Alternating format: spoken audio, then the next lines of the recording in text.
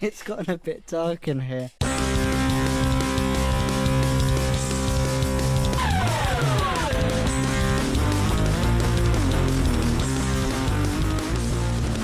Hello everybody and welcome to another episode of What the Trans. What the Trans? Hello everybody, it is me, I am Ashleigh. And I'm Alyx. And welcome to another episode. It will probably sound quite completely different to the both of us to the last time you've heard either of us. Yes indeed, because Alyx has a new house. Yes, with all the echo that comes with an empty building when you've just moved in fun.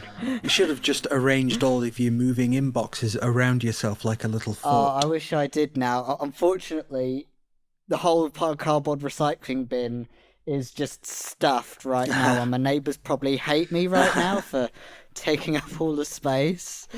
But I've not been the only one who filled with a whole bunch of cardboard recycling today from new things. Indeed, yes. So I've dealt with some new things recently. Basically, I've got a new mic and a new laptop. I say new, I went for a reconditioned one, kind of because it was cheaper, but also because of something else which we'll bring up in a bit. But I thought since I was refreshing my laptop, because the old one had started making a very, very worrying grinding sound. It was so it's a solid state drive, so it's obviously the fan or whatever inside it.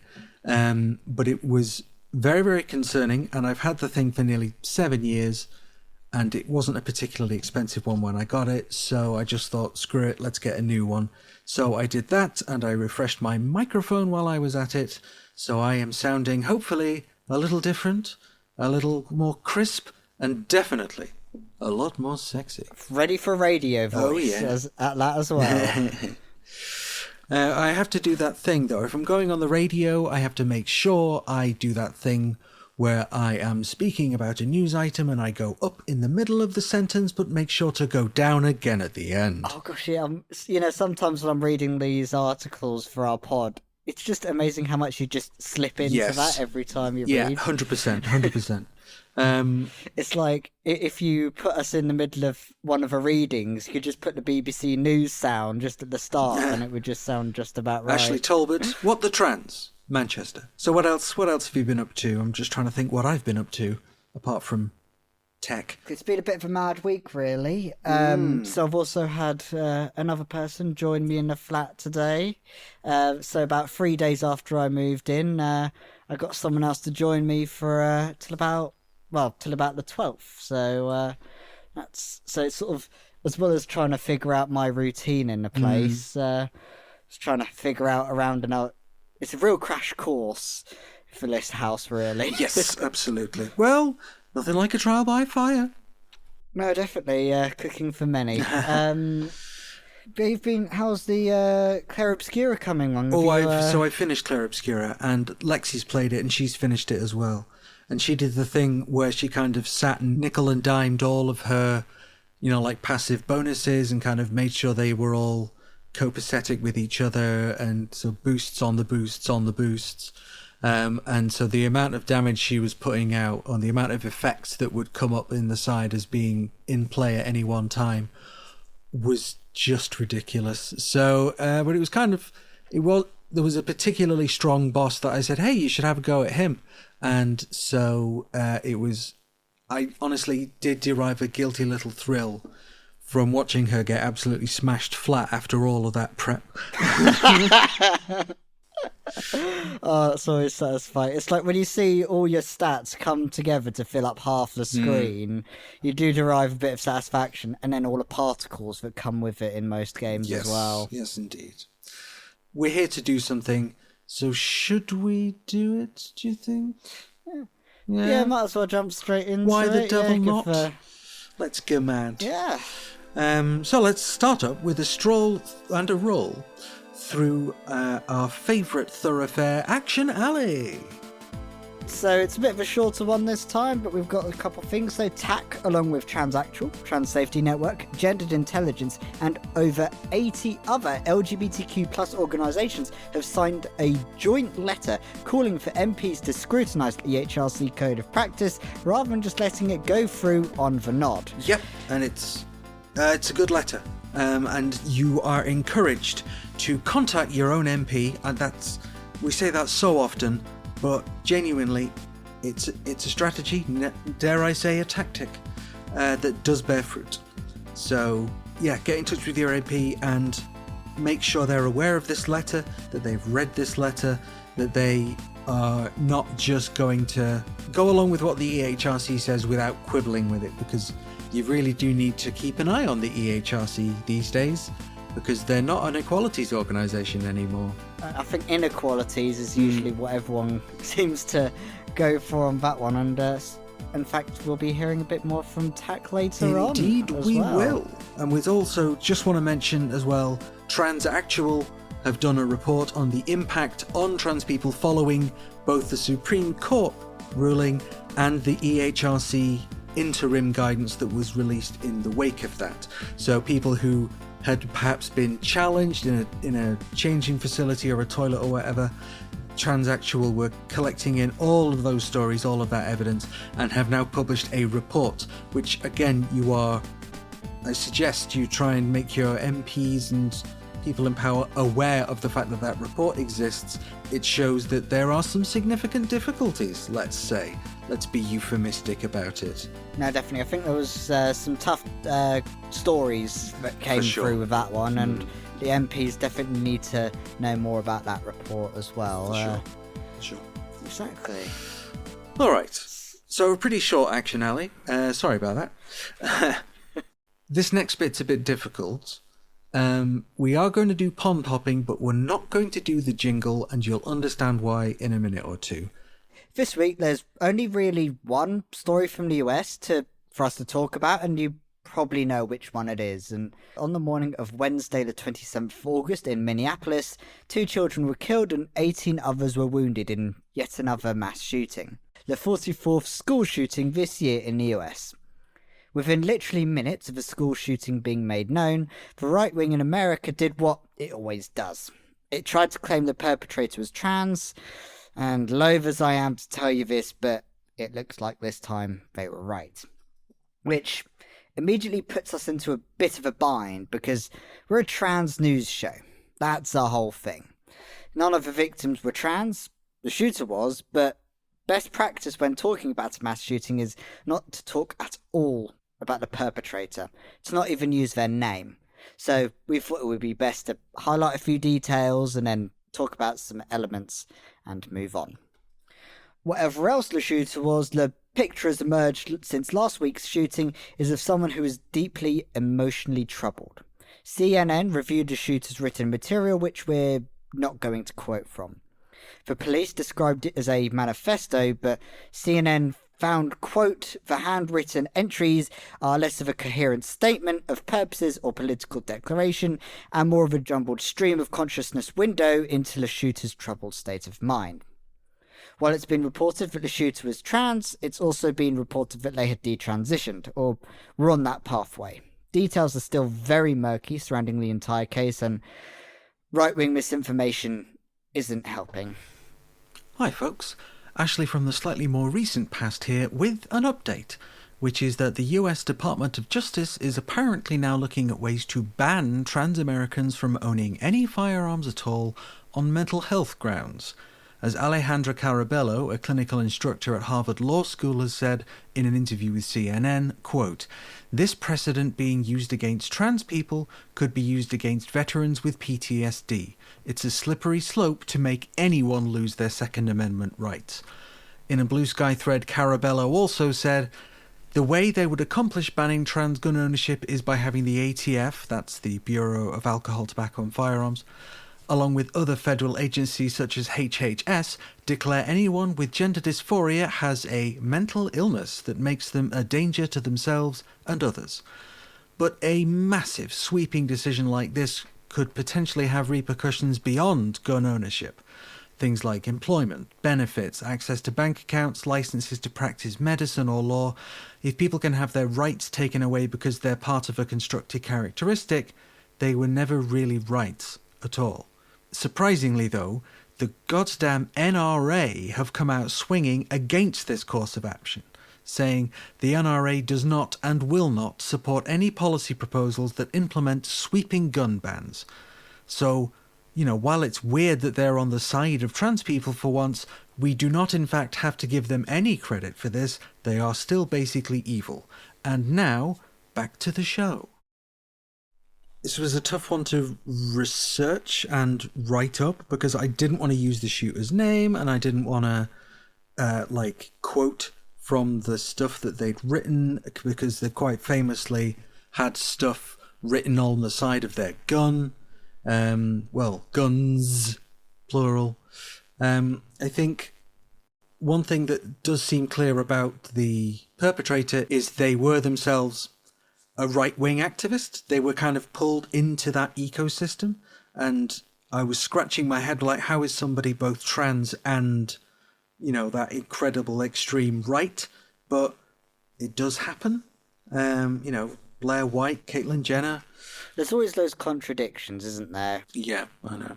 And just to find out that it's the 44th school shooting this year. Not the 44th shooting in total, just the 44th shooting in a school. There's still a lot that can be misreported or not reported on. It seems like a very complex case. So if you see anything on the right-wing news, just presume it's wrong. And if it's something else, then also take it with... when you see it anywhere, regardless, always take it with a grain of salt, even if it seems to be something on quote-unquote our side. Yeah. I mean, it's kind of not about sides because lots of people have pointed out that the proportion of people who are mass shooters, the numbers work out as something like 0.4% of all mass shooters throughout all of recorded history in the US. Like 0.4% of those people have been trans. The overwhelming vast majority of mass shooters are white cis men, but no one is no one's railing against them in the media. No one's saying we have to take guns away from these disturbed people.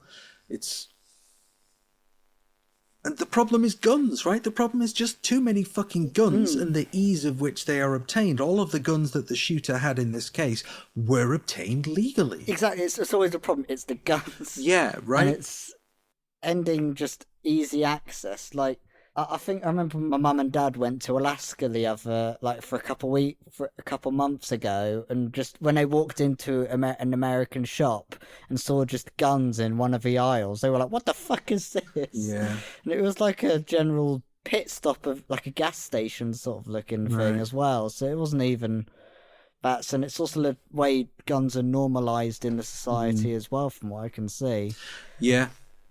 So, unfortunately, I suspect this is definitely not going to be the last mass shooting in the US this year, or indeed probably even this month, since September's only just started. Oh god, that is horrid to even think about. Yeah, probably won't even be the last one in a school. All right, let's bring it on home, shall we? Little bit closer. Yeah, take it back across the pond. Mm-hmm. So, in terms of UK news, we'll start with this. Someone who we're probably all aware of, but who we on the show try not to talk about very much due to our long-standing no grifters rule. This time is a little different, because we're going to focus not on the thing itself, so much as the press reaction to it. So, let's begin. Graham Linehan is, or more accurately was, a comedy writer involved in writing Father Ted, The IT Crowd, and a few other comedies back in the 90s. More recently, however, he's gained notoriety online as an unrepentant and committed transphobe. I'm not going to go through absolutely everything, but over the years of siding with the forces of darkness, he has lost a lot. His career, his wife and family, to name but a few. Now, all he has is a Twitter account, although more on that later, a Substack, and some extremely questionable allies. Now, most recently he's been in the news over a series of tweets from back in April, in which he asserted that a trans woman using a public toilet is, quote, a violent, abusive act, and that other toilet users should, quote, make a scene, call the cops, and if all else fails, punch him in the balls. Just as an aside, in the BBC article I pulled those quotes from, trans women were referred to as trans-identified males throughout. So, that's nice. There's two parts to this. Freedom of speech, and the other part, which we'll get to in a minute. If you have a Twitter account and use it to spew bile and hatred towards minorities, which is really the only reason anybody is still on Twitter, let's be real, then that's your prerogative and is covered under freedom of speech. But there's this other thing called incitement to violence, which a suggestion to go around and punch trans people definitely falls into, and is a literal crime that people can be arrested for. Which is exactly what happened at Heathrow Airport after Linehan flew in from Arizona to appear before a court on a completely different matter relating to his transphobia. His relentless online bullying of trans woman Sophia Brooks, and he's alleged to have damaged her phone in a physical altercation, adding criminal damage to his rap sheet. And how do you think this arrest for incitement to violence has been covered in our lovely press ecosystem over the last few days? In a true and impartial arrested for incitement sort of way, or in a dishonest freedom of speech sort of way? You already know the answer to that. It's apparently a free speech issue and nothing more. Everywhere had the story. The aforementioned BBC, the Mail went with, "When did Britain become North Korea?" on their front fucking page. And the Sun said there was outrage at the arrest of the Father Ted genius. But it wasn't just the press with the story. Oh no. Politicians had to make their views known too. Everyone up to and including the sodding Prime Minister had to weigh in on it. Kemi Badenoch, as leader of the Conservative Party, was quick to weigh in with an unsurprisingly bad take, saying, "It's time this government told the police their job is to protect the public, not monitor social media for hurty words." Wes Streeting chimed in by saying that Keir Starmer wants the cops to, quote, "focus on policing streets and not tweets," which I'm sure delighted him as a phrase when his staff presented it to him. He also said that the government needs to, quote, "look at" the relevant legislation, and was one of many voices suggesting the police had gone too far in their arrest of Linehan. Almost no mention was made of the reason he was flying back into the UK, or the incitement to violence in those tweets from April. All of them used a euphemism like tweets about trans issues, with no other context given. Which is ironic, because while saying that free speech needs to be looked into, Wes Streeting said, when it comes to speech, context is king, totally missing the irony.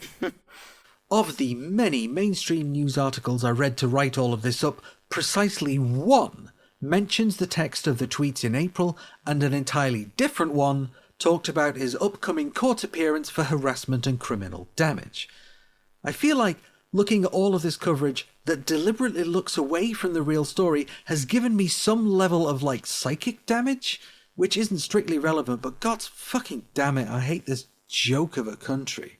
Ugh. It's absolutely crazy. Like none of them quote the tweets. Nope. Like the one for main notable tweets of the whole bloody saga. Mm-hmm. It's like the BBC didn't do it, and then they had the fucking gall to go biological male in part of it. Or it wasn't even that. Trans-identified male.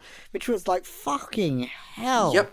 That's not showing any impartiality at all. Not even slightly. Like, even the quotations were very explicitly showing that that's what a BBC article said, the fucking cowards. Yeah, absolutely. I mean, it's not surprising to see this kind of shit in the Telegraph and the Mail, but come on, the BBC's supposed to be better, but unfortunately, it just isn't. Hasn't been for quite a long time. So there were a lot of people saying, "Oh my God, I can't believe they sent armed police to arrest Graham Linehan because he did some tweets. That's just... oh, that's police overreach. Oh, place my fainting couch behind me." Like, firstly, the police were armed, yes, because they were the airport police. That's it. Stow all of this disproportionate arrest bullshit. So far, there's a few things I just want to rattle through, right? The only consequence of his latest arrest so far is that he's had to pay to be out on bail, and he's not allowed to use Twitter until the court hearing, which took place earlier today as we record this. At long last, Mommy Warbucks J.K. Rowling stuck her oar in, claiming that his arrest was deplorable and totalitarianism, which is the first time she's ever so much as reacted to his existence, so I'm sure he got a twisted little thrill out of that. Especially after he begged on the Daily Mail or something as well at one point. He did, and that was kind of hilarious. Oh my God, J.K. Rowling, help me. Isn't it? Yeah. Tory MPs called it ridiculous and accused the police of arresting people for making jokes. Elon Musk described Britain as a police state. Farage is due to speak at the House Judiciary Committee in Washington, where he's expected to bring this up and calling the UK an authoritarian censorship regime. And as we've mentioned, the court case was today, and he turned up to court wearing a transphobic sandwich board saying there is no such thing as a transgender child, and with a number of disruptive followers in tow. And that sandwich board, I have seen that at a protest on someone as part of the far right. This guy was surrounded by his mates with loads of cameras, shoving people, trying to provoke a reaction. And so Graham Linehan has literally borrowed a transphobic sandwich board off a Nazi so he can go into his court case. And I'm just... it's a lot. I don't get much of a chance to really talk about Graham Linehan, and every time he just seems so fucking pathetic of a man. Yeah. It's just a way, it's just a waste of time usually to talk about. Yeah. Although until the bloody Wes Streeting decided to stick his stupid little head in as well. Yeah. And say, we must look at the legislation again and have a review. Which was just utter slimy crap that I usually expect from his stupid ass. I've sort of been looking at people chiming in on social media recently, and one of the things I noticed was whenever a trans person did a successful thing or did something that they enjoyed in life or just lived their life in a way that was nice, it just really winded him up, which I always found fun to reflect on for people. Yeah, it's like, get a hobby, Graham, please. Like, stamp collecting, maybe model trains, and just real quick, so Reactive Ashleigh on Blue Sky has pointed out that she was informed, so this is an allegation at best, several individuals who were present in the public gallery during Graham Linehan's court appearance today or elsewhere in or around the court building, they themselves are also under criminal investigation. So what lovely company he's keeping. Yeah, I mean, I remember when I saw those court, that bit about the court, I was thinking, usually those boxes are soundproofed in its own right, so the fact that they're making enough noise to get through that is also a statement in itself, and considering that Sophia there then had to see those people and have those noises come through is probably an awful experience in its own right, really. And then there's probably a gigantic press circus around. And that sandwich board, it reminds me of Die Hard 2 or whatever, where the guy was was made by that bad guy to wear a stupid sandwich board. And wear a sandwich board with a racist epithet on it and then go to a majority black area in New York, Harlem. Yes, indeed. It kind of reminded me of that as well, because who the fuck wears a sandwich board these days? Fun times. I mean, we could just kind of spend the rest of the episode bashing Graham Linehan, pointing out all the ridiculous things about this story, but we should probably move on. Yes, exactly. Move on and live our lives. And in a way that Linehan just doesn't seem capable of. And with that, speaking of people who can't seem to get their minds off of trans people and trying to make our lives worse, we're on to the EHRC. So, to start with, remember the EHRC consultation not too long ago? After which they announced they'd be using a plagiarism machine they'd be using a large language model to sort out which of the entries they'd listen to and which they'd just cast down the memory hole. Well, our bestest pals over at Transactual have decided to illustrate the sheer amount of evidence that the consultation A received and B intends to ignore in the most literal ways possible. Working in concert with the Trans Advocacy and Complaints Collective, or TACC, more on them later, Transactual pulled together a dossier of trans people submissions, a 10-volume, 2,800 600-page dossier, itself only a fraction of all responses the consultation received. This several bricks worth of text was then delivered to Bridget Phillips and Antonia Griffith, the Ministers for Women and Equalities. Yeah, so I don't know if you saw this, but there's like a big fat stack of folders. Whole binders full of women. Which have been physically delivered. So they're on someone's desk somewhere, or someone has had to deal with them. They might not have dealt with them in the best way. They might have just chucked them in a bin, yeah. Didn't see. Well, I'd at least hope they'd put them in the recycling. Goodness. The printing costs alone. Right? So yeah, someone's had to deal with them, and I hope that kind of brings home, look, this is just a fraction of the evidence that you have chosen to ignore. Literal fraction. I mean, there was 50,000 responses, and yeah, like they had about, I think from what I heard, they had about 5,000-ish or something. Maybe even maybe might be a bit little less, but in the dossier. Just in general, because they asked for people to send them the responses. Oh, I see. Okay, EHRC. Right. They're not going to have had 5,000. They're not going to have been able to have fit 5,000 responses into the folders that they sent over. Because if they had 5,000, it would be 20 folders, I think. So. Oh, that would really... I think at that point you'd then get the Extinction Rebellion coming in or something. Just to say, not that much paper. Not that much. I can only hope that this is kind of making them go, hang on, I feel like we're doing something wrong here, but perhaps that's a little bit too much to hope for. So. Yeah, I've got no hope for them at all. Good on TACC for not recognising them anymore. Onward, I think.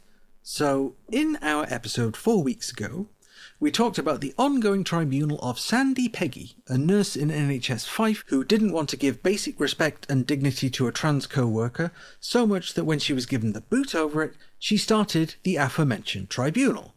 As we mentioned at the time, it turns out she's also allegedly a bit of a racist, more details of which you can find in Bridget Empire's latest video, which is really good. Go watch it, link in the usual place.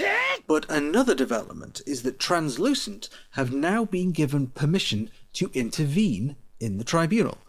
According to a statement from Lee Day, the law firm representing Translucent, their submission to the tribunal, quote, focuses on the Workplace, Health, Safety and Welfare Regulations 1992, which govern the provisions of sanitary conveniences, washing facilities and changing rooms in workplaces. These regulations state that separate facilities should be provided for men and women, but do not define either term. As the 1992 regulations implement an EU directive, EU case law remains applicable despite Brexit, and establishes that individuals with the protected characteristic of gender reassignment, i.e. trans people, must be treated in accordance with their affirmed gender, irrespective of whether they hold a gender recognition certificate. Now, it continues, and then we get to this part, which talks a little more about the actual legal strategy behind Translucent's submissions. Quote, Translucent says that it is deeply concerned about the increasing exclusion of trans people from workplaces and public facilities, particularly following the Supreme Court judgment in For Women Scotland v Scottish Ministers. In its submissions, Translucent highlights the need to properly engage with relevant European and human rights law and to adequately listen to trans voices.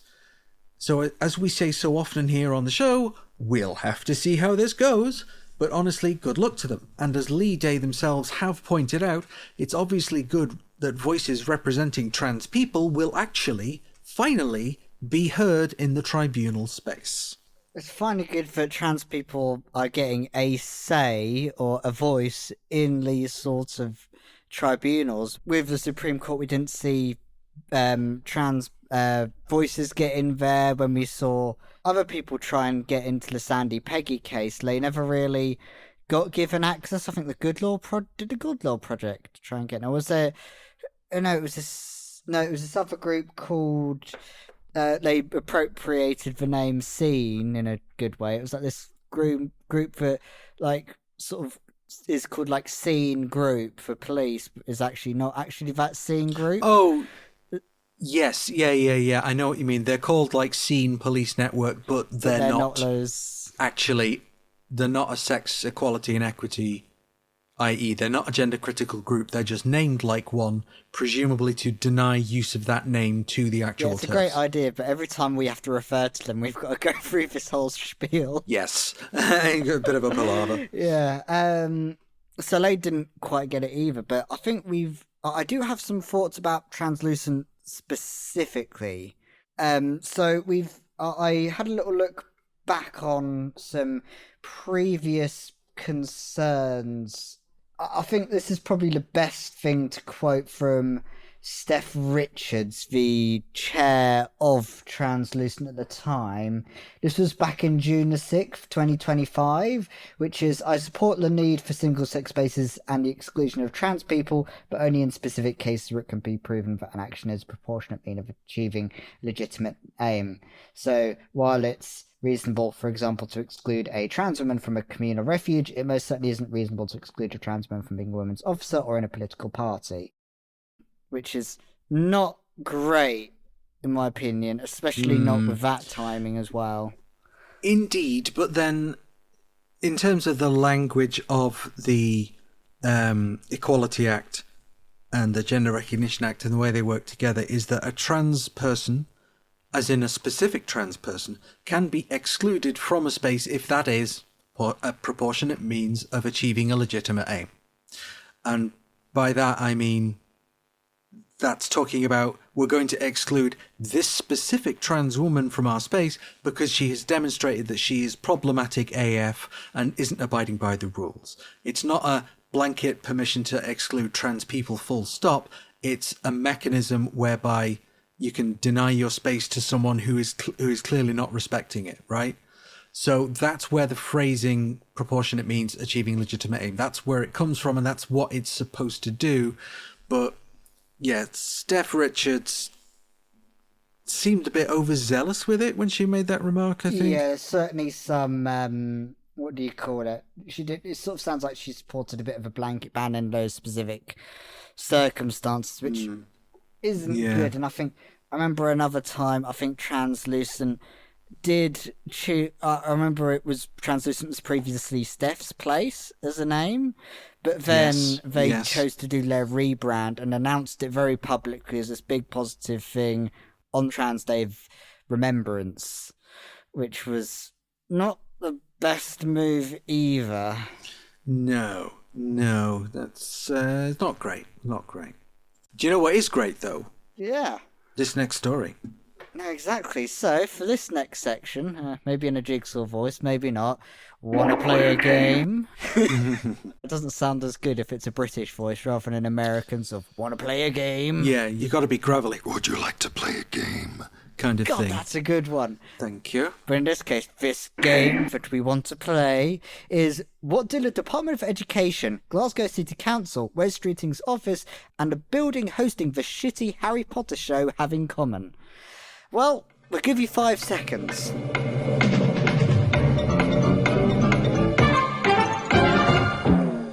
Well, if you haven't been paying attention to Trans Kids Deserves... If you haven't been paying attention to Trans Kids Deserve Better's Instagram feed, these are the places that the group have been visiting this August. They've been at it again and put together a lot of protests in these past couple of days, and we have no doubt they have more in a pipeline. And a quick whistle-stop tour through these different actions, we start with their first action in August. A read-in outside Glasgow City Council building, an action which caused the whole building to be closed down for the day. Yes, 6 trans young people reading a book outside of a council building scared the shit out of them so much they had to close down the building. Oh, the humanity. This followed a previous sit-in a couple of weeks before while they sat inside the building to read and caused the same effect. And this protest was meant to highlight the cutting of library provisions and providing instead area-based librarians instead, reducing, kids' access to school libraries, which would have probably ruined my school life if that happened to mine. But Following this, a year after leaving coffins outside his office, TKDB led a vigil outside of Wes Streeting's office to reflect how Streeting has watched on for an entire year without comment, and in front of the office they laid 365 tea lights outside of it and made sure to leave a gravestone saying, "Wes Streeting's integrity, dead on arrival." Such a good one. So it's also been a year since their action outside the Department of Education too. So, outside the Department of Education, 7 of their activists also covered the pavement outside their office in chalk with different slogans like "Trans kids deserve to grow up," and finished with a set of chants which ended quite nicely. But last but not least, outside of the building hosting the theatre show Harry Potter and the Cursed Child, activists from the group attempted to climb the building in protest against J.K. Rowling's fund for anti-trans courses, and made sure to point out that any funding for Harry Potter goes directly to cause a rollback of our rights. Unfortunately, this protest ended up being attacked by a certain grifter who marches with Nazis, and also led to stabbing threats from someone who'd also come up to attack the protest. The person who threatened to stab the children were arrested by the police at the time, fortunately, so no one was physically harmed. So, yeah, trans kids deserve better. Kicking ass. And taking names. Kicking ass and taking names. Certain grifters outside of all things, a fucking Harry Potter musical. Is it a musical or is it just a play? It's just a play. Oh God, imagine it. And yet someone was so incensed by that they felt the need to threaten to stab children. So, isn't that nice? To the point that the pigs had to step in as well. That certain grifter as well is sort of an interesting one as well, because they really do keep a lot of their actions very tightly held secret and very secretive. And so, some days I don't even know the location of their protest like hours before it happens sometimes. Yeah. But even then, so there's some concerns because it's too much of a convenience that this person just was right there at the right time, at the right place, in my opinion. And I'm sure there's going to be some strong reviews in security policies. More on that as the information emerges over the next few months and years. Fingers crossed. Good stuff about all the other bits as well. Those were awesome. Again, trans kids deserve better. I have so much respect for them. They are fantastic, and, support the hell out of them with money. Yes. We'll link a fundraiser to their usual fundraising places. Yeah! All right, so with the last episode being a little bit different, something it's taken us until now to mention. Hope you enjoyed it, by the way. I thought it was a fantastic episode. Flint did a really fantastic job, and Jasmine, excellent interviewee. However, it means that you've been deprived of something. It means you've been deprived of a certain angle, a corner. A loser's corner. Loser's corner. Yes. Yes, that's exactly how the jingle goes, Alex. Well done. Loser's corner. So, this week, it's a long way to go for a loser because we're off to Australia. No, I will not do the accent. We heard about this story and we had to include it. You may have heard of Riley Dennis. She's a football player who was the target of what's been called a vilification campaign by another anti-trans obsessive, Kira Lee Smith, who began her vitriolic campaign against Dennis 2 years ago, with a post alleging that 2 female football players had been hospitalised after playing against, quote, a male appropriating womanhood. This was false. No one was hospitalised after any game. Smith nevertheless ramped up her campaign, targeting Dennis and one other unnamed trans woman. She formed an anti-trans group called Binary Australia, because of course she did. She shared match details so her followers could attend to intimidate Dennis, and claimed that Dennis was trying to injure women and girls. Men began turning up to film Dennis and posting the videos to social media. So, you can probably guess why this is in Loser's Corner, dear listener. The New South Wales court decided in favour of Riley Dennis, saying that Smith's social media campaign was disproportionate and lacked objective good faith. Well, duh. This is actually the first time that someone has been found to have unlawfully vilified a trans person under New South Wales law. The two trans women on the receiving end have also applied for court orders requiring Smith and Binary Australia to pay compensation, take down posts that publicly identify them, and publish apologies. The decision for which will be made at another hearing coming up in November. Plus, one of the players had an apprehended personal violence order, which is the Australian legal term for a restraining order, put in place against Smith and her followers. Smith appealed against this a few weeks ago, and she lost that too. Maybe, once again, just go get a new hobby, Kira Lee. So, yeah. Fun times at the football pitch. And obviously, such a basic-ass worldview. Like, oh, I'm saying things that are on everybody else's mind. What I say is true and everybody knows it's true. I'm being such a fucking edgelord, and you call your group Binary Australia so everybody knows what a basic bitch you are, right? So I'm glad she lost, and I hope she gets her ass absolutely handed to her in the hearing in November where it's decided what will be done with her. But that's not all from our lovely Losers Corner this week. We have a Stranger Than Fiction double feature. Our next story is a little closer to home, just across the sea to the Republic of Ireland. No, I will not do the accent. We've spoken about a man named Enoch Burke before. He is another committed transphobe who just doesn't know when to quit. His self-inflicted troubles began in 2022, when he lost his teaching job due to an unwillingness to respect a trans pupil's name and they-them pronouns, and he just won't stay away from his former workplace. He keeps returning to Wilson's Hospital School in County Westmeath and is arrested each time due to a court order instructing him to stay away. Most recently, he was in Dublin High Court on the evening of Monday the 1st of September, after being arrested by Irish police earlier that day for the third time. Third time's a charm, right? Clearly not. He claims that the court is denying him his religious rights, which includes a belief in, you've guessed it, two genders. He also said in court on Monday that this is a mockery of justice, while members of his family cheered him on from the public gallery. Initially, when all of this started, he was suspended but kept returning to work, as we've said. The school went to court and were granted a judgment against Burke ordering him to stay away. He kept turning up anyway and was jailed in 2022 for 3 months in Dublin's Mountjoy prison.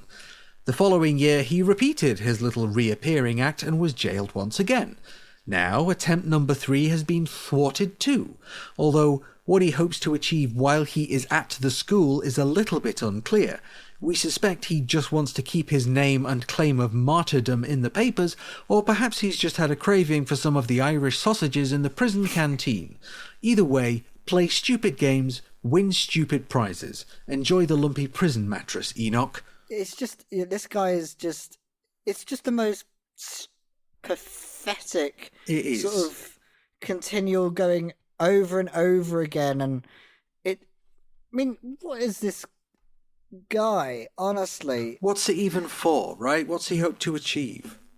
I mean, religious beliefs in what? Not like I don't think there's a part. I think there's also a part in his religious beliefs in don't be an arsehole. Well, I think there's a bit more wording to that, but yeah, that's kind of the thrust of it, is don't be a dick, essentially. Yeah, so he's just attention seeking, I assume, trying desperately to make it seem like he is a martyr to his worthless cause. Come back in 3 months' time as he makes another appearance in Losers Corner. Losers Corner. All right, so you feeling hungry? Oh yeah, yes, so hungry. I'm looking at my kitchen, which is just over there in a new layout, and I'm just thinking, oh, I could do with some meat. Some meat? Yeah, it's that time. How can you have any pudding if you don't eat your meat? So, this week we have an interview with Brittany, who represents TACC, the Trans Advocacy and Complaints Collective. I did an interview. Let's play the tape. Interview. So, Brittany, thank you so very much for joining us. Hello, it's lovely to be here. How's it going? Yeah, good. It's a lot recently, as I'm sure I don't need to tell you. Yeah, we've had a bit of fun at TACC as well, but Yes. Yes, indeed. cracking on. So on that then, how did TAC get started, and what was the impetus at that time for doing it? So TACC was started at the end of 2024 by two ladies, Lucy and Emmy. And originally what their goal was to organise complaints that would be aimed at the BBC. Since that point, TACC has grown to about, well, over 200 members across the country, all ages, all professions. Our youngest member, I think, is 17. Our oldest is 54. And yeah, we've got quite a span of people. Our core group's about 30 part-time volunteers, all just doing their little bit for the community. And the definitions expanded since then. We no longer just yell at the BBC, we're yelling at the EHRC. We're just doing our part, really. Kicking ass and taking names, if I may say so. Because all of the articles that you write up, they're well written, exhaustively researched, and it's just great to see. And we've talked about them a lot on the podcast. So in that sense, that's been fantastic for us. Oh, bless. Okay, so you've recently withdrawn recognition of the EHRC as a human rights institution. So what does that look like in practice? Okay, so withdrawal of recognising the EHRC as a national human rights institute in practice means we will no longer respond to the EHRC's consultations or treat its guidance as authoritative on any given matter, specifically relating to trans issues generally. Instead, we'll be raising those concerns directly with Parliament and with international human rights bodies where necessary. As well as that, I think it's worth mentioning that the EHRC's Code of Practices, although altogether they must be admissible as evidence in court, failure to comply with a provision within a Code of Practice doesn't necessarily make a person liable to any criminal or civil proceedings. And that's straight from Section 15, Paragraph 4 of the 2006 Equality Act. What that means is that in any sort of court case, the EHRC's Code of Practice should be considered along with other forms of evidence, such as, for example, trans rights organisations having withdrawn their recognition of the EHRC as an authority on matters of trans interests. So ultimately, what we're trying to do here is to say that EHRC are not representative of a unbiased legal opinion where it relates to trans issues. I think it's perfectly justifiable, to be perfectly honest, because they're not a human rights institution anymore. At least it doesn't feel that way to us, I think. Still recognised by GANRI, but yeah. Well, and I so a couple of acquaintances I've mentioned have kind of done what you've done and stopped responding directly to the EHRC and writing them letters and stuff, but started sending those things directly to GANRI. And just for the avoidance of doubt, dear listener, GANRI, Global Association for National Human Rights Institutions, it's kind of the, I don't want to say regulating body of human rights institutions. So it's not that, but it's not that. As part of your work at TACC, then, you've done quite a lot of freedom of information requests, the FOIs, and we hear a lot about them, but they can come across as really formal. So can you give us a quick crash course on what an FOI is, the process of undertaking one, and who can do one? Sure, absolutely. So freedom of information requests at its core are simply requests for information.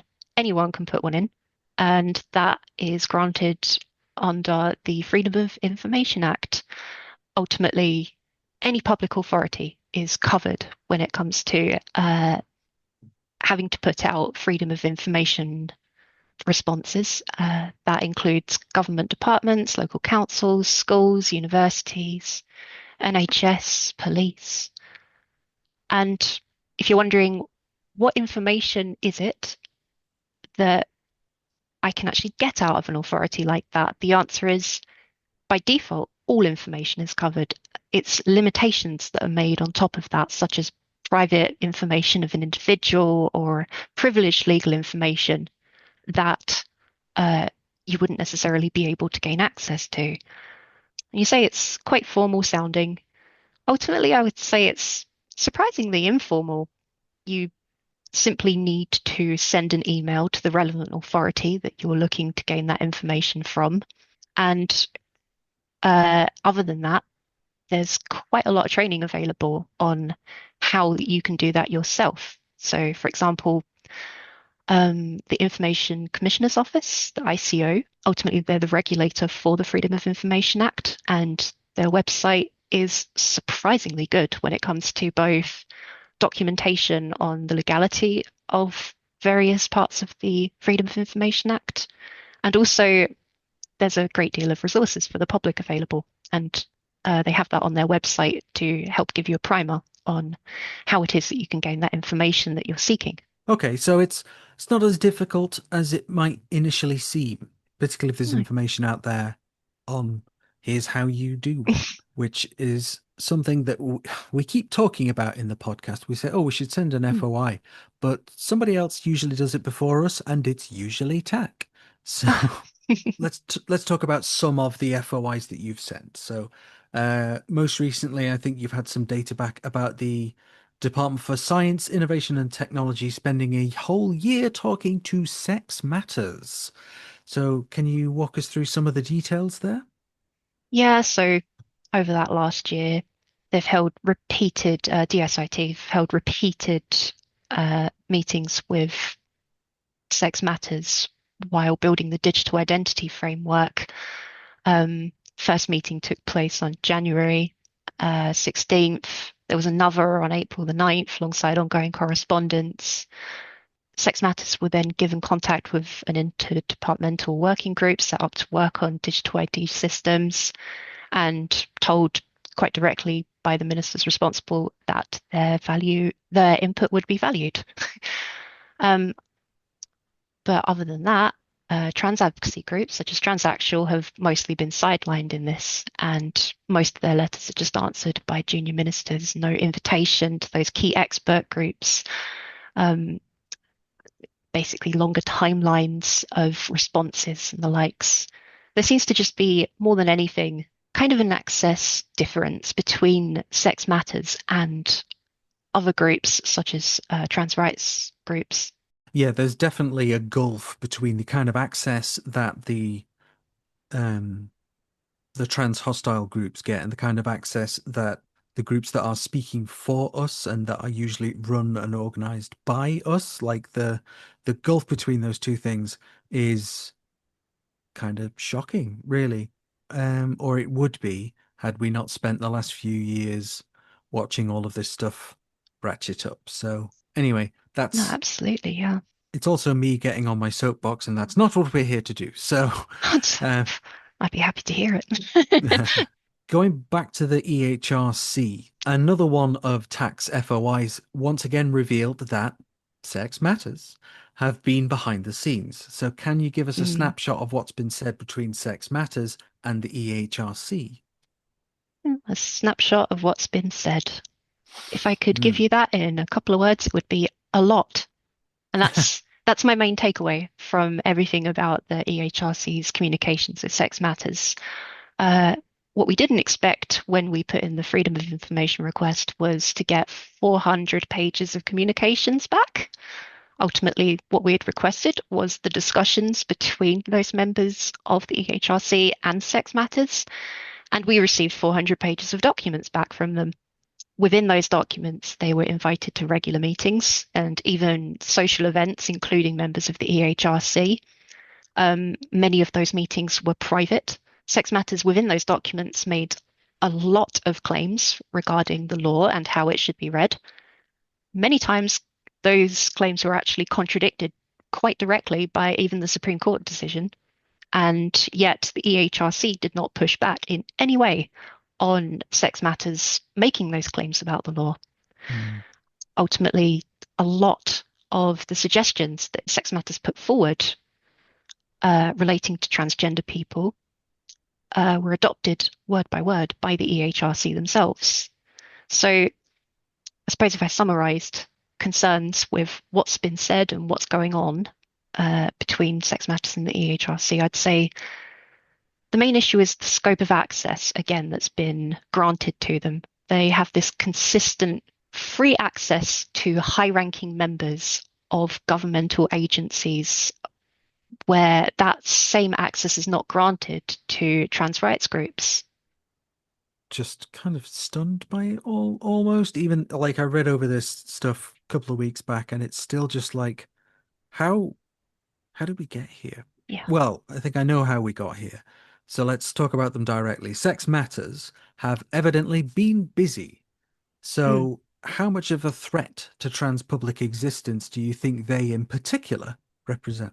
I think that I would say that they're probably the most significant threat in terms of public anti-trans organizations. The fact that they're treated as the most credible, let's say, anti-trans organizations by the government, regularly being cited by ministers within both houses, kind of gives credence to this idea that they are the main group that are given kind of the most say on matters about trans people as far as the government's concerned at the moment. They produce letters, briefings, guidance en masse, and ultimately they have a lot of organised campaigns all running at once. So clearly they're very well funded and are capable of producing a great deal of work that ends up in front of our MPs and in front of our ministers. They've been given major news organisation coverage on just about everything trans. Every single article that you're going to see about trans people ultimately comes with Helen Joyce has this to say about why trans people shouldn't have these human rights, or Maya Forstater has this to say, or Naomi Cunningham has had this to say. And on Naomi, the Sex Matters group comprises members who are active in litigation against many trans inclusive policies that are held by varying public bodies. So ultimately, they are very, very active across government. They're very active across the public space and the litigation and the court space. I would say that they're definitely the most strong threat out of any of the anti-trans groups. Sorry. Drawn to ask the question, where do they get their money from? But we kind of know that a lot of it's coming from across the Atlantic, and now from someone who wrote a couple of books. Oh dear. And it's so frustrating because you say that and it sounds like a conspiracy theory. Well, it's true because ultimately people like J.K. Rowling have started legal funds publicly available with very specific goals of providing that precedence of gender critical campaigning. And I don't believe that trans people have anywhere near as much funding available to them. And so there's a strong inequality in that regard. Thinking about Sex Matters and the access to the high-ranking government ministers that we don't have. If there's a slightly friendlier member of parliament, one who is not trans hostile, people like Nadia Whittome and Zara Sultana, I mean, will they be of any use standing against what is essentially their colleagues, if you see what I mean?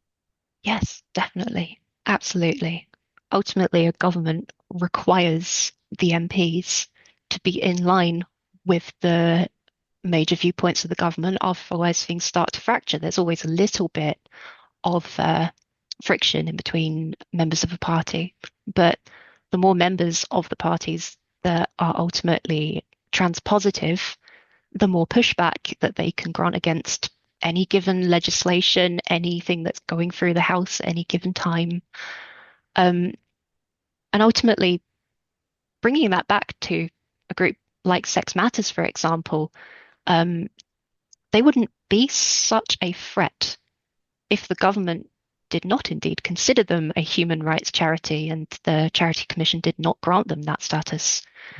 If they were considered a hate group instead, that would be significantly different in terms of their control that they had However, it's kind of part of all the same issues where the government favours commissioning the Cass review, commissioning the Sullivan review.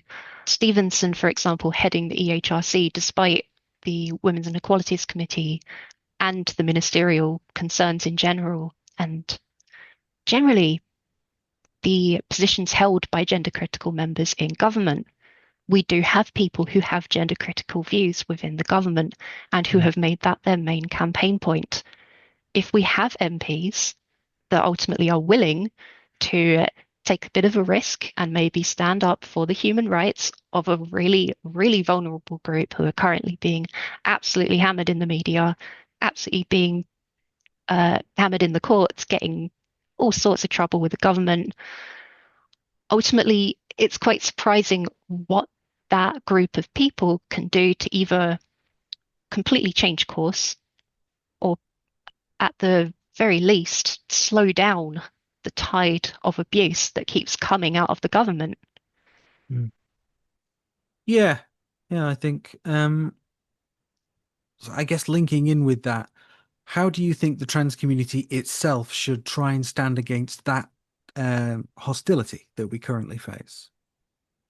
I'd say stay active more than anything. So it's very, very difficult. There's been a lot lost in the last few years. So one of the things that's going to make you feel is vulnerability. It's going to make you feel quite lost, really. And ultimately, that leads to a lack of participation from many because they don't feel that there's a chance to actually make a change. I would argue that anyone who really wants to make a change should be willing to participate. If you are willing and you can, please join an advocacy organisation. If you know anybody who's struggling near you, support them. Make sure that you're bringing their case to organisations. Make sure that you bring your own cases of discrimination, for example, to those organisations. Do freedom of information requests.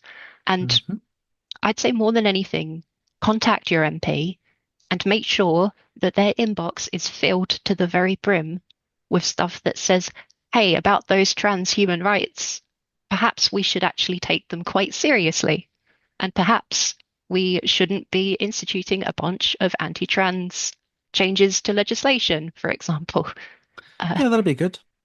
Yeah, go talk to your MP in person if you can. Go do a surgery with them. They are available. And when they see real people come in day by day, ultimately that's when they start to realize that the hype that they see on the internet about anti-trans causes is not as strong as trans people's need for safety.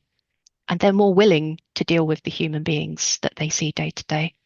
Yeah, and I think you're touching on some stuff that we have advocated for quite a while. Talk to your MP, write, go to the constituency surgery if you can. You know, it's going to go better for some people than for others, but it does exist there in what is still kind of allegedly a democracy. Yeah. And yeah, fill the inboxes, write actual letters as well. They seem to kind of have a better response to a physical letter than an email, which we were quite surprised when we found that out. What can our listeners do to support your work? I think the most obvious one there would be, please join us as a group. We'd be happy to have you. We have a website, which is tacc.org.uk, TACC. Take a look at the initiatives we run. For example, we have plenty of stuff where we're telling you, please send this letter to your MP. We've got plenty of stuff where we're asking people to sign petitions. Ultimately, if you can handle a bit more than that, I'm sure that we will be able to find plenty of work for you to do, potentially with freedom of information requests, potentially with getting local contact with your MP. Ultimately, that would be the best way to support our work, is just keep up with what we're doing. Consider joining our Discord that's on the website, and consider actually becoming a part of our day-to-day work. For trans people, all of the hatred that's been levied recently is very specifically designed to make you feel small and vulnerable. And I would say you are surprisingly more powerful than you would know. And that is ultimately why there is this day-to-day attack on your sense of ability to participate. You know, after the Supreme Court judgment, for example, my partner and I were so distraught that we considered strongly fleeing the country. And honestly, that's still not off the cards for us. Yeah. But same. I got so upset that I stopped having the kind of endless doomerism in my head, the kind of endless scrolling and feeling lost and confused and unable to do anything about it. I got so upset, I actually started to think, what if I could try and do something? What if I could try and help fix this mess? And that's when I joined up with TACC. And obviously, I'm with TACC. I love them. They've done amazing work. But I won't even specifically just advocate for TACC. There's plenty of trans organizations that you might find specific worth in joining and you might be particularly useful for. Since joining, I've been really surprised on the amount of influence that individuals have been able to have. Just people that have joined with little more than just anger and a desire to make things better. And they've gotten trained.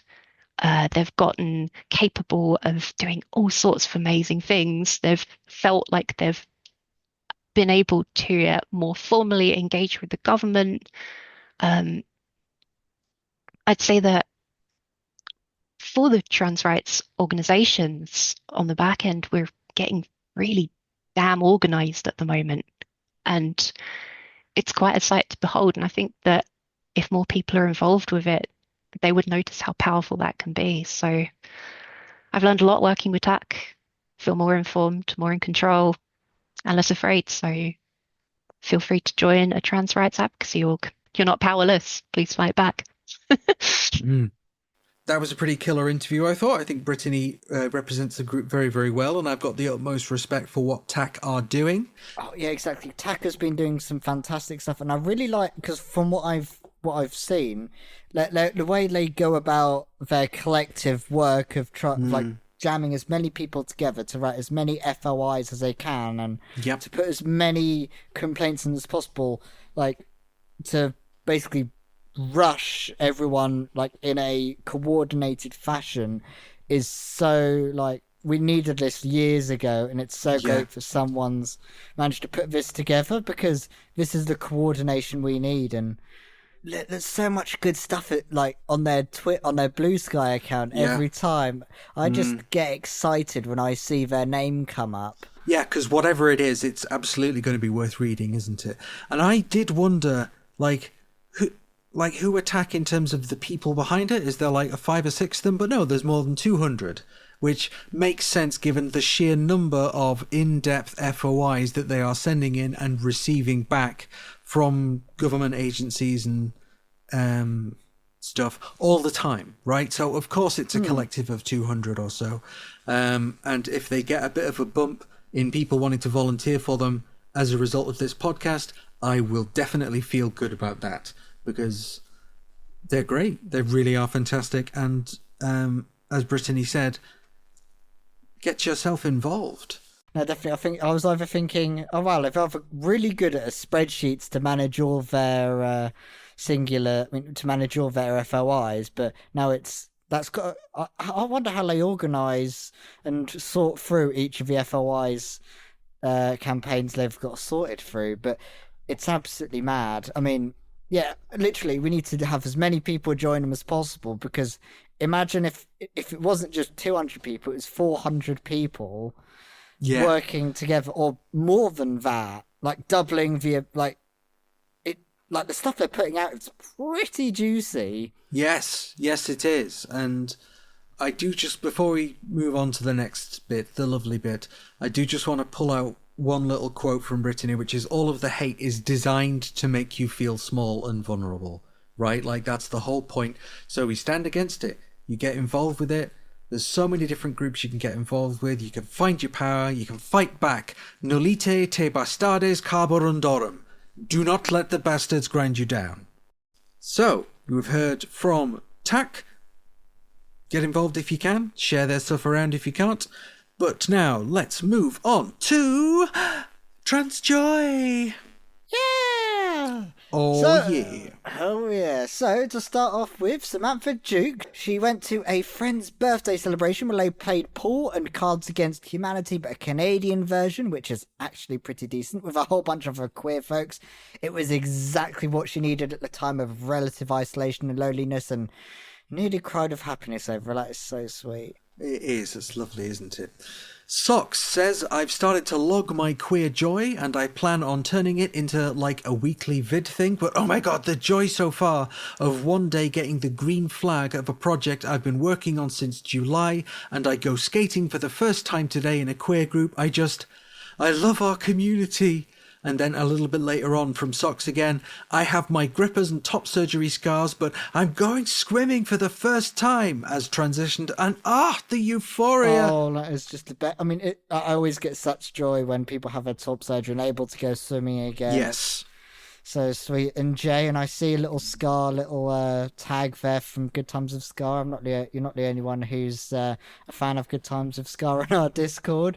But their partner got them a cute Demi Boy necklace for their birthday. Oh, that's nice. Yeah, and it does look pretty cool. There's a picture of it in the Discord. Melissa Polton says, and this actually was posted in our Discord a few weeks ago, but she said, I'm 5 weeks alcohol-free today, and I've worked it out, and it's nearly 9 weeks by now. So congratulations, Melissa. Every milestone is progress. Hell yeah, congratulations. That is such a good milestone to hit. Alice, or proper Nico, she got her ear pierced today. Nice. Well, ears plural. Ears, yeah, not ear pierced. Yeah, she's got her... Yeah, I think Nico's definitely got at least one ear, which is good.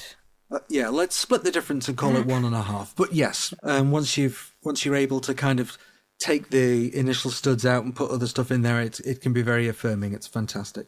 Although it depends on if you count your normal ears and if you put cat ears on, whether it counts as 4.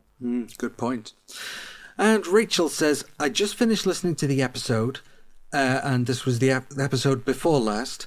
No, 300,000 was not a typo. That's the estimated number of people who came to Brighton Pride this year. And that included with that is a screenshot of a BBC article which gives the figure of people at Brighton Pride as 300,000. That is a lot. That is amazing. Initially, yeah, Flint and I thought that must be a typo. It must be 30,000. Clearly we were wrong. And that's amazing. Yeah, I'd hate to be in the traffic afterwards, but it's amazing. Oh, yeah. So yeah, Spooky Erin, not exactly trans joy, but I managed to pass all my GCSEs with better grades than I was expecting. Congratulations. Yeah, fantastic. In fact, I was sorting through some paperwork while I was moving out, and I didn't realise that I got a B in my science, and I did way better than I thought I did in a past tense. Cool. Benjamilian, a person who's someone who we are familiar with. Hello, Ben, darling. Nice to hear from you. Trans comedian and friend of mine, Sam Nicoresti, just won the highly esteemed Edinburgh Comedy Award for Best Comedy. And if you're interested in Sam Nicoresti, stay tuned. Oh, yes, and also Benjamilian has a fantastic game, Trans Theft also. I'm going to keep pushing it. Brilliant looking game. I still need to spend some time to do a stream of that at some point. Oh, and next up is Mon, who said that the queer Kaylee on the Friday of Shrewsbury Folk Festival gave me so much joy. I danced with so many different people to music played by queer folks with gender-free dance, calling, pictured in the photos are musicians and caller and a backdrop of trans signs they pulled up, and oh yeah, I saw those. That was really cool. Yeah, that was really cool, wasn't it? And Kit says, it's official. I don't need to wear a compression vest anymore. I can get back to archery. That's fucking amazing. Archery. That is a brilliant hobby. I love it. Oh, definitely. I haven't done archery in ages. I need to get back to it. But another person who's got some other sport-based stuff as well coming up. So Esfer or Bex has now over 3 months on estrogen with not only boob growth, but also muscle growth. And she's now actively going to the gym and going for runs. And they always struggled to enjoy fitness, but now they feel confident in her womanhood. It's becoming something I absolutely love. Fantastic. So affirming. I love it.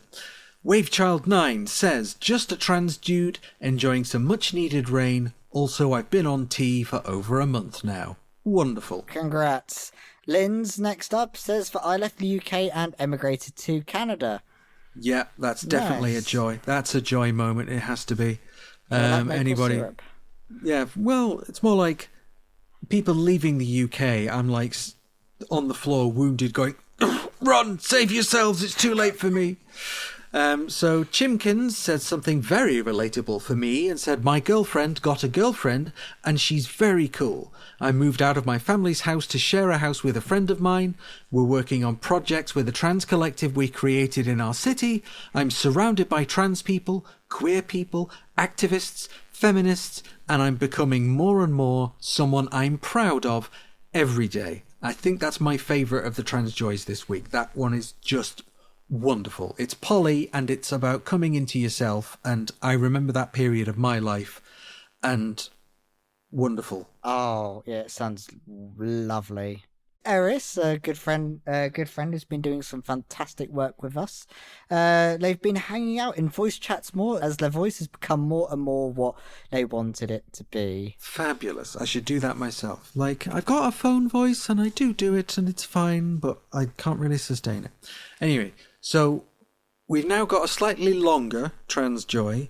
It's an anonymous one that we were sent. And I gotta say, there's a content warning on this for an intimate medical procedure, so be wary of that. And it starts with, got my pap smear done for the first time after 2 years of putting it off. That's the screening to detect early signs of cervical cancer, and if they find something, they can nip it in the bud before it becomes cancer. I'm extremely scared and dysphoric about these kinds of appointments, so this is a huge achievement. Lots of trans people avoid these for understandable reasons, but taking care of your health is so important, so I'm glad I did it. Now I'm free of worrying about it for the next 5 years, provided it comes back okay. It wasn't actually too bad and the staff were really supportive and understanding. Shout out to my GP for prescribing me some diazepam for scary appointments like that. It helps a lot. The things that help me are the meds, having a trusted GP who knows about my gender identity, wearing gender-affirming but comfy clothing to the appointment, taking a plushie and some stim toys with me. I also asked for a chaperone. They kind of just stand or sit near your head and hold your hand or give you a shoulder rub and talk to you about whatever to distract you. They don't see anything between your legs. I think bringing someone with you is also an option. I hope this can be an encouragement for anyone else who struggles with these things. You can do it. Yes. Yeah? Get checked. Nobody wants cancer. Get checked. No, definitely. Very important health notice there. That's very important. Yeah. Absolutely. And so that's trans joy. Although I guess, I don't know if it's trans joy, but it's something that we're meant to mention right at the very start of the show, but we're going to mention it here right at the end. Congratulations to Zach Polanski. Yeah, for those who have been following the Green Party election special, but somehow haven't been looking at the news, if you haven't known, yeah, he's won. Won the Green Party election, and full disclosure, right after interviewing him, I was kind of inspired, so I joined the Green Party to vote for him. So I'm a member of the Green Party, which I will try not to bring up too much on the show. But that's one of the reasons I went for a reconditioned laptop, because it's greener. Oh, nice. Congrats for joining to the Greens. Yeah, well, got some new friends out of it. That'll start, and if it starts to annoy me, I'll just leave. Good show. Jolly good. Well, thank you all for listening, for sticking with this rambling nonsense that we call a podcast. We'll be back in a couple of weeks. Look after yourselves, stay safe, we love you, and we'll speak soon. Speak to you soon. Bye. Bye. Bye.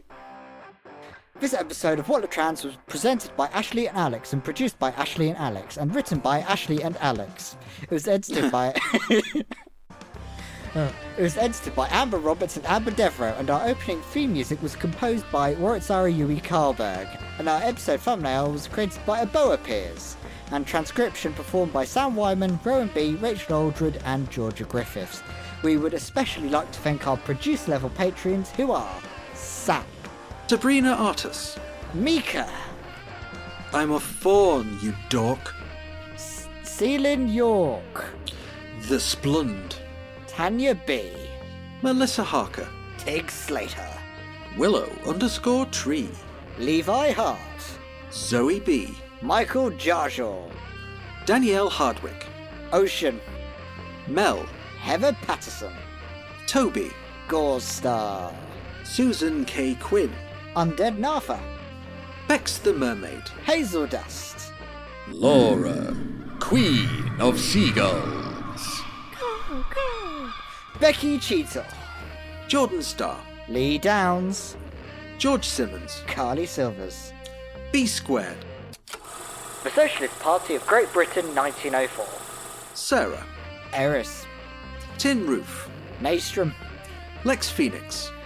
Oh, and they all lived happily ever after, except Terbs who accidentally Censored. censored. Andrea Brooks. Jack Edwards. Dulcie. Orion Matrix. Now Art. Needles and Threads. Flaming Daphne. Dr. McGee. Jen. Katie Reynolds. Georgia Holden Burnett. Grabalicious. Mix Afon. Root -1. Gray. Elizabeth Anderson. Bernice Roust. Ellen Miller. Jay Hoskins. Trowan. Ashley. Set Cab. Jane. Roberto DePruck. Rose Absolute. Sarah. Cena. Kiki T. D. Sky Killane. Eric Widman. B. Monsieur Squirrel. Fergus Evans. Anubis a Jackal. Brandon Craig. Break the System. Sean Phillips. Heidi Reardon. Lentil. Clara Vulliamy. Samantha Raven. Tabitha Joe Cox, aka Candy. Murgatroyd. Ontologically Unjust. Stella. Cinder Gosa. Rebecca Prentice. Crazy Richard. Dan Oblivion. Helen. Elle Gray. Melody Nix. Fiona Punchard. John. Lara Bailey. Ted Delphos. Kai Lewin. Vic Parsons. Patreon Newsop. Vic Kelly. Sabrina McVeigh. Cassius Adair. Melissa Brooks. Karakan 12. April Heller. Sophie Lewis. Alexandra Lilly. Claire Scott. Ariadne Pena. Lauren O'Nions. Bernard's Pink Jelly Bean. And Lanos. Thank you all to you for all. listening. Bye. Ta-ra.